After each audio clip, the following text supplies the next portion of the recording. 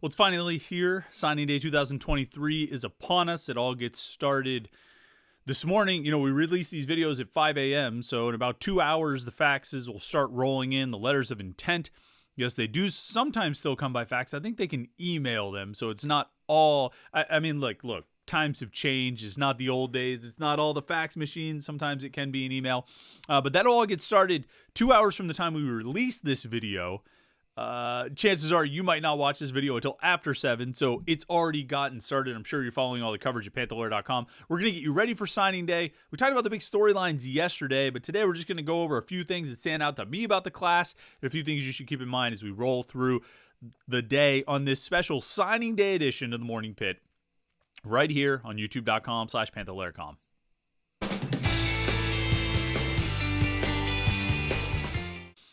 Yeah, it's signing day. Pretty excited here to get started at Panther-Lair.com and be right here in the Panther-Lair offices all day, just sort of glued to the computer. It's not like it was years ago. It's different, but there's still a lot of excitement and anticipation that goes into signing day. It's when everybody makes it official. And even if you're a school like the Pitt that maybe doesn't have as many sort of surprises looming out there, I mean, there are the years in the schools where you're waiting on this guy and this guy and this guy. Which way are they leaning? What are they going to decide? Who are they going to pick? They got hats on the table, You're not really in that situation with Pitt. There's maybe one or two guys that are up in the air, a couple transfers you're sort of keeping an eye on. But for the most part, you know who the class is going to be. So there's not much in the way of surprises, but it does mean something to make it official, to have it come through.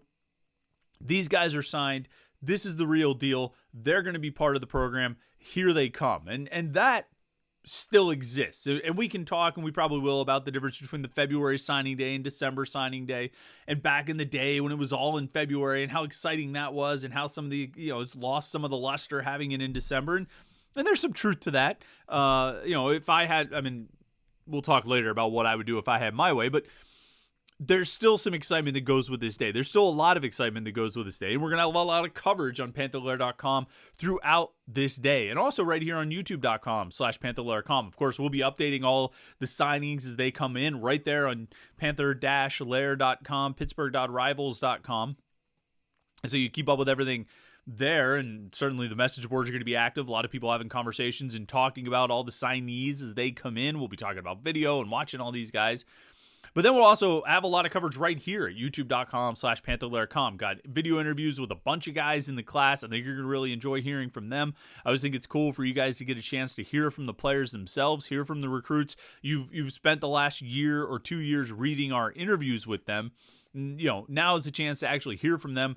Talk about going to Pitt and, talk about football, talk about some things outside of football. Got a couple food recommendations, a restaurant recommendation if you happen to find yourself in Neptune, New Jersey, and maybe even some things to look for if you're interested in Egyptian cuisine. So we got a lot of that coming today.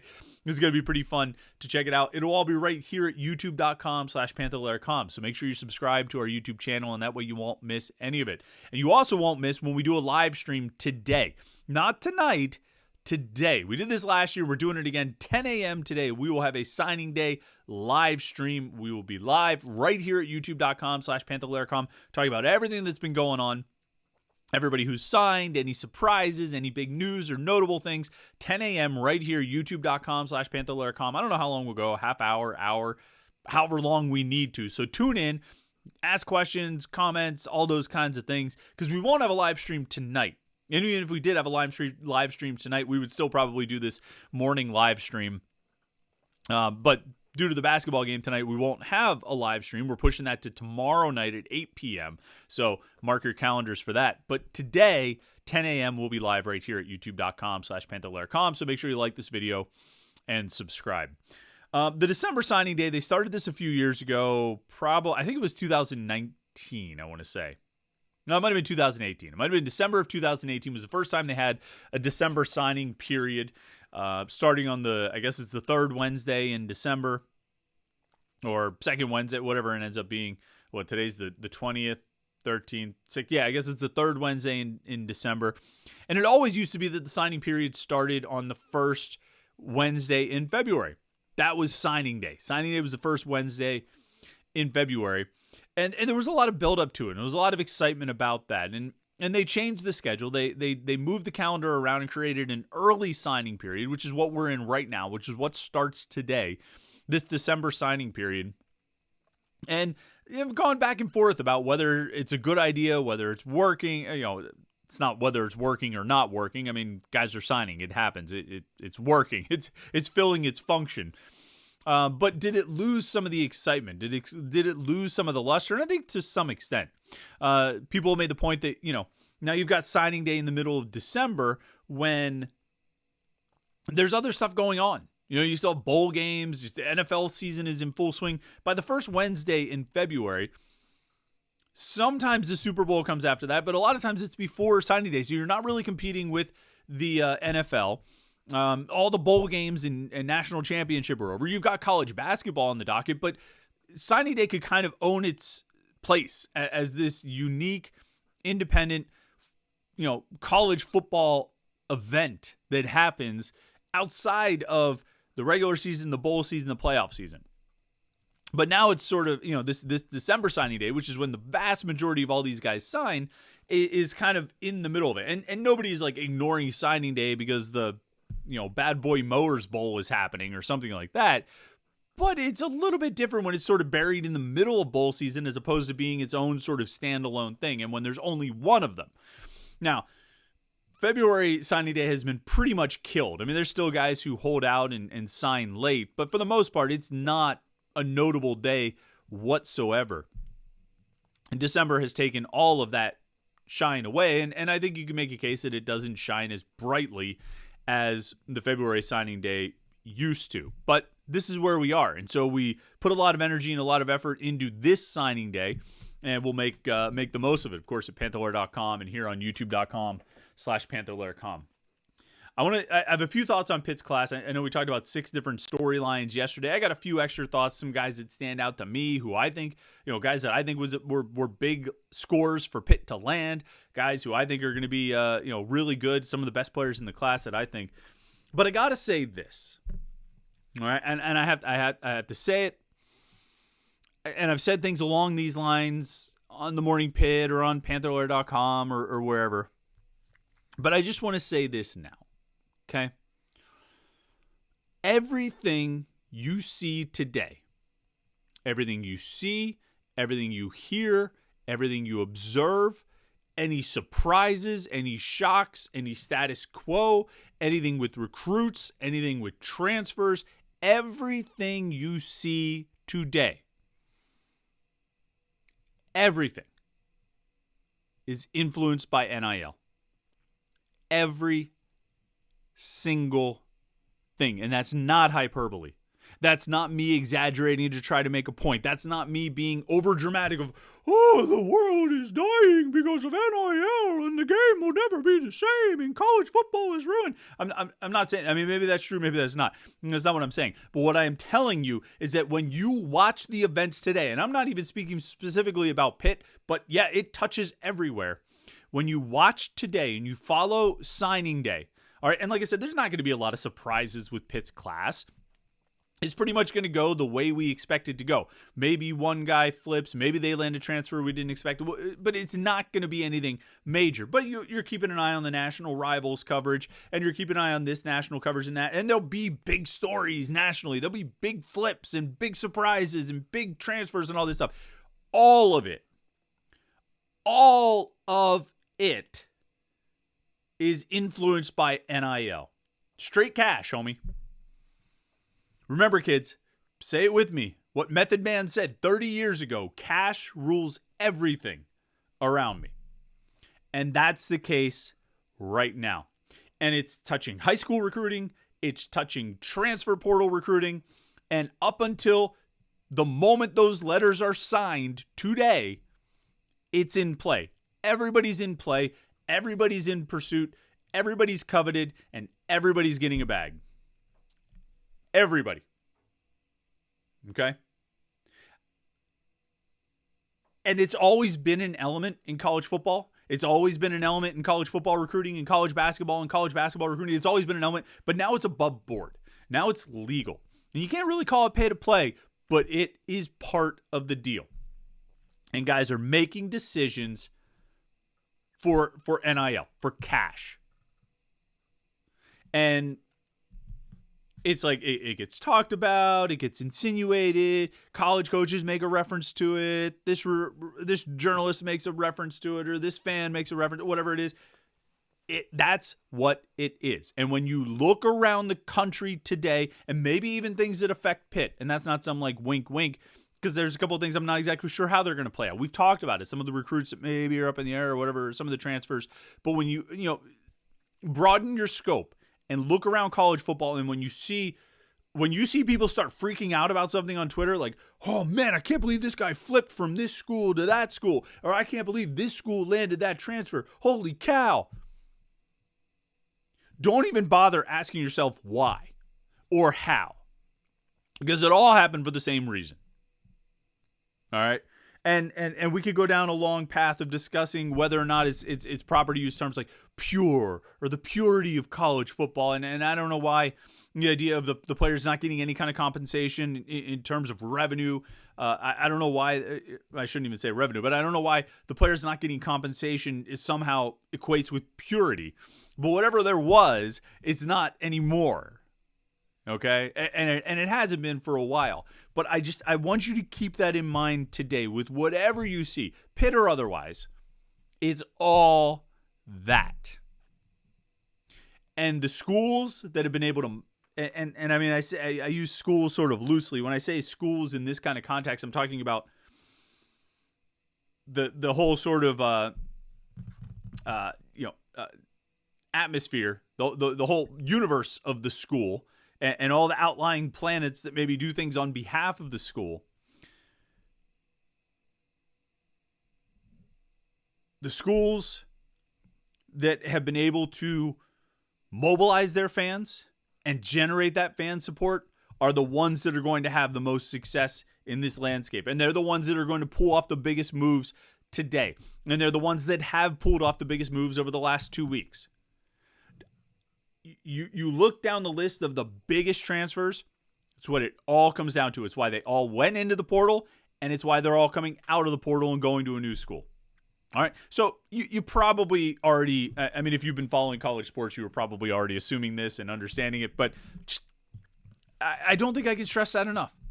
I don't think it can be said enough, and I don't think it can be overstated. Because sometimes we're going to look at some of these situations, and again, Pitt or otherwise. I'm talking about Pitt, but I'm talking about the sport as a whole. We're going to look at some of these situations. We're like, wow, how could he walk away from that spot, or how could he pick that staff, or are they really going to help him? Why would they? Why would he do that? Why would he go there? Are they going to develop him the way this other school did? None of that matters. You already know the answer to the question. You already know. All right, Pitt's class. Let's talk about Pitt's recruiting class here. This class we talked about a lot over the summer as being Pat Narduzzi's best. And it's not going to end up ranked as Pat Narduzzi's best. We thought there was a chance that it would. We thought, I think I made a prediction over the summer that they would end up with 6 4-star recruits. That's not going to happen. Unless we start counting the transfers as former 4-star recruits, they're not going to end up with 6 4-star recruits in the 2024 recruiting class. They fell short on a few guys. Some guys didn't get the bumps that I expected them to, because that's just what happens. Although Francis Brew got a bump, but, the story there. There are guys, I think they got some really good players in this class. Yassine Willis decommitting cost them a 4-star, a running back going to Syracuse. But I think the other running back in the class, Jules Goff from Central York, is really good. I think he's really good, and he was really productive. I think he set the Central York career record for rushing yards, scored like 70 touchdowns over the course of his career. He's a really good back, and I think he's going to have a good college career. And I know you might look at his ranking. You might look at Willis, and I think I talked about this last week after Willis decommitted, but you might look at Willis as a 5.8 rated 4-star prospect, and you look at Goff as a 5.6, I think, 3-star prospect. If there's any position that I get, let me say it a different way. There are no positions where I get less hung up on ratings and rankings and stars than running back. It's just not like partially because we've seen so many lower or mid-rated running backs succeed, and partially just because I think it's a position where, there's so many factors that are going to lead to success for that position. The offensive line, the scheme, in particular, the offensive philosophy are going to lend themselves to the success of the running back. They're going to lead to success for the running back, maybe more than the running back talent. And I don't mean to diminish it, but I mean, you look around the world of football, NFL and college, I mean, that's what's happening to the running back position. It is being diminished. And that was a major talking point in the offseason around the NFL. And I think there's some element of that's true with college as well. I'm confident that they'll be able to get good production out of Jules Goff. And if not, they'll find another 3-star or a couple more 3-stars who can come in and produce, like Rodney Hammond did, like Izzy Abanikanda did, like James Conner did, like Quadriolison did. Darren Hall, I guess, was a 4-star. But I'm pretty confident they can get good production out of 3-star running backs. And I think Goff will be really good. Zack CRS is a guy who, we don't talk about enough. Defensive end out of Chaminade Madonna. I want to bring up his stats here real quick. In Hollywood, Florida, Chaminade Madonna High School, they went 14-0 and won a state championship this season. Gave up one touchdown in the final 7 games this year, and then blew out Clearwater Central Catholic 56-0 in the state championship game. Zack CRS had 2 sacks in that game. On the season, CRS, a defensive end, had 53 tackles, 22.5 tackles for loss, 13 sacks, 1 interception, and 1 forced fumble. So 14-0, and I forget if he actually played in all the games, but I mean, you're talking about averaging almost 1 sack per game. You're talking about averaging more than 1 tackle for loss per game. And you're talking about basically half of his tackles, with 53 total tackles, 22.5 tackles for loss. Basically half of his tackles, or just shy of that, were behind the line of scrimmage. Now, I don't know what Zack CRS is going to do when he gets to Pitt. Obviously, he's coming in with one of the best defensive line coaches in the country, so you feel pretty optimistic about that. But that's some crazy good production in high school. And you know who else had crazy good production in high school was Davin Bruton, the linebacker from New Jersey. And I'm pretty bullish on him as well. 6'1", 225 linebacker, had 130 tackles this season, had one game where he had 19 tackles. That was his, I think, career high. He had 16 tackles for loss, 3 sacks, 2 fumble recoveries, and 2 interceptions. And he returned 1 fumble recovery and 1 interception for touchdowns. I mean, the guy was just a dominating middle linebacker, put up the kind of production you want to see out of a middle linebacker with 130 tackles. And I think he's a really good fit for Pitt at that middle linebacker spot. And the middle linebacker spot's a little bit interesting in this defense. You don't need the H.B. Blades, Scott McKillop thumper of the mid-2000s. That's not... I mean, for one thing, that's just, I don't know if you can have a guy like that on the field in the ACC in 2023, 2024. I think you need more athleticism and speed, not to diminish H.B. Blades or Scott McKillop's athleticism and speed, because, well, quite frankly, I wouldn't disrespect either one of those guys, because they could both beat the crap out of me. So even at this advanced age that we all are, they could still knock me down pretty good. So I'm not going to disrespect them either way, but you understand what I'm saying. I think a quicker, more athletic linebacker is needed in the ACC. And to that extent, the middle linebacker is probably where you need the least athleticism. You need more of it on the outside. You need more of that athleticism and speed on the outside. You still want an athletic and speedy guy, like Gervasi Dennis at middle linebacker, but you need less of it. And so my point is that I think that opens up... It widens the pool of guys that you can choose from, because you don't need, like, star linebacker on the outside, you need a certain skill set. Money linebacker on the outside, you need a certain skill set. Middle linebacker, you need a little bit less of that. And so they've got options. Brandon George, obviously coming back for this year for 24, will be the option there in the middle linebacker. But I think Kyle Lewis could play there. I think Jordan Bass could play there. I think Davin Bruton could play there. They could put a lot of guys there, and I think they have the most flexibility when it comes to getting the personnel for that middle linebacker spot, more so than the 2 outside spots. All that said, I really like how Bruton fits in with this Pitt defense. And then Maurice Schmerenzer, I think I've talked about him. He's a really interesting guy. Look forward to his interview. Hold on. Sneezing on camera. This is a high quality production here, folks.